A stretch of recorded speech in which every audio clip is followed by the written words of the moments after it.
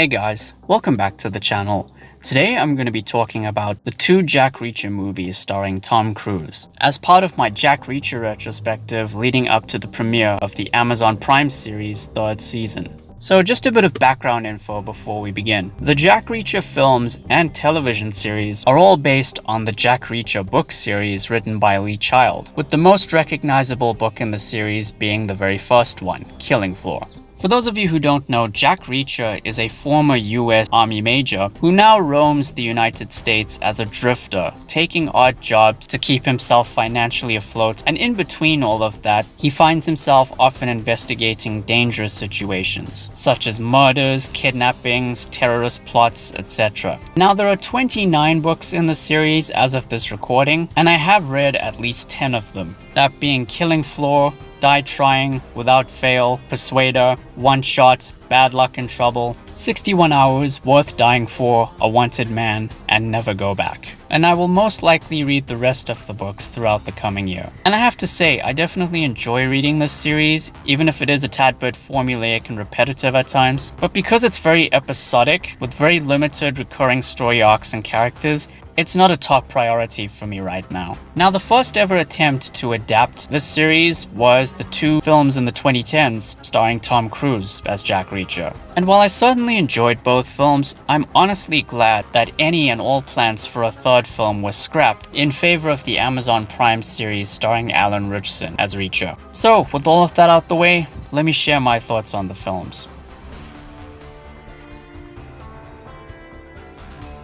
So the first movie, simply titled Jack Reacher, was released in 2012. It was based on the 9th book in the Jack Reacher series, that being One Shot. It was written and directed by Christopher McQuarrie, best known for having written and directed several Mission Impossible films. It was distributed by Paramount Pictures and features a star-studded cast including the likes of Rosamund Pike, Richard Jenkins, David Oyelowo, Robert Duvall, Werner Herzog, Joseph Sikora, Jai Courtney, and of course Tom Cruise as the titular character. So the film follows Jack Reacher as he is called to aid in a homicide investigation that involves a military sniper being the prime suspect in a recent mass shooting. It was a critical and commercial success, and rightfully so, because I genuinely enjoyed this adaptation. And whether or not you've read the books, I think it's definitely worth your time. It did a pretty decent job in condensing the story of the source material into a 2-hour movie, and was cohesive enough for casual viewers to follow along. When it comes to adapting Jack Reacher as a character to the big screen, the film also did a good job in that department. And despite not being the most lore-accurate version of the character when it comes to physical appearance, especially with height, build,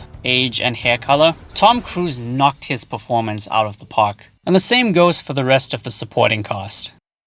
I also like Christopher McQuarrie's directing style, and he did a good job in using it to distinguish this film from the Mission Impossible films he's worked on, especially with the world of Jack Reacher being a lot more grounded compared to Mission Impossible. And he also applies his style very well to the action scenes, opting for quality over quantity, and there's some really creative scenarios, one of which includes a bathroom. As a fan of the book, the biggest deviation from the source material was in fact the ending. The climax as a whole was fantastic, but the final note that sequence ends on works well enough on its own, and I think anybody who's read the book will be in for a bit of a surprise. Now, admittedly, a small part of me wishes that this film had instead been a TV show. That way we could have spent more time with some characters. Characters that were cut from the book could have also appeared, and the whole experience would have been a bit more cohesive and a bit more fleshed out. That, and the fact that Tom Cruise's version of the character isn't the most lore accurate, kind of holds the film back from perfection ultimately.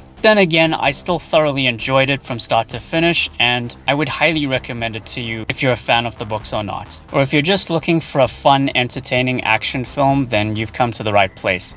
So I'm gonna give it an 8 out of 10.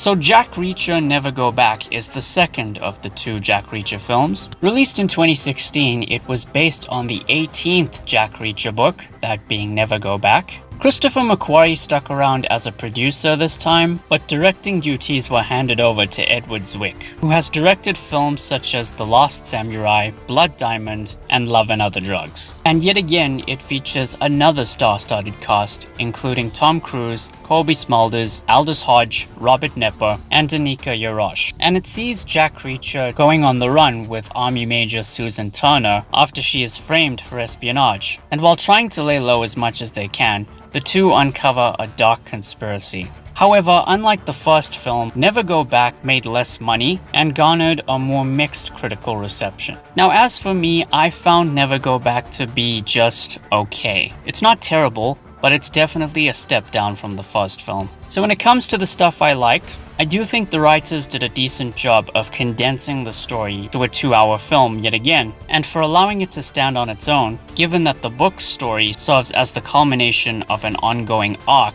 that spans a few of the previous books. Out of all the characters in this film, the standout was Samantha, a young girl that Reacher and Turner take with them as they go on the run, and the three of them end up forming a bond of sorts as a result. Edward Zwick has his own directorial style, and part of that involves the way he directs flashback scenes. You know, they're in black and white and they're sped up in order to get straight to the point. And the action is pretty good too, with my favorite sequence being a set piece involving a Halloween parade. However, despite this film's qualities, once again, I kinda wish that this film was instead a series. The plot does recycle some familiar elements from the first film. You know, somebody is framed for something, the military is involved, there's a deeper conspiracy at play, and Jack Reacher is walking together with a love interest of sorts. Edward Zwick's directorial style is a bit too sterile and clean when compared to Christopher McQuarrie's style, and once again, Tom Cruise isn't the most lore-accurate Jack Reacher out there. So for all of those reasons, I thought this one was just fine, but I'd still recommend it to you if you're interested. So I'm gonna give it a 6 out of 10.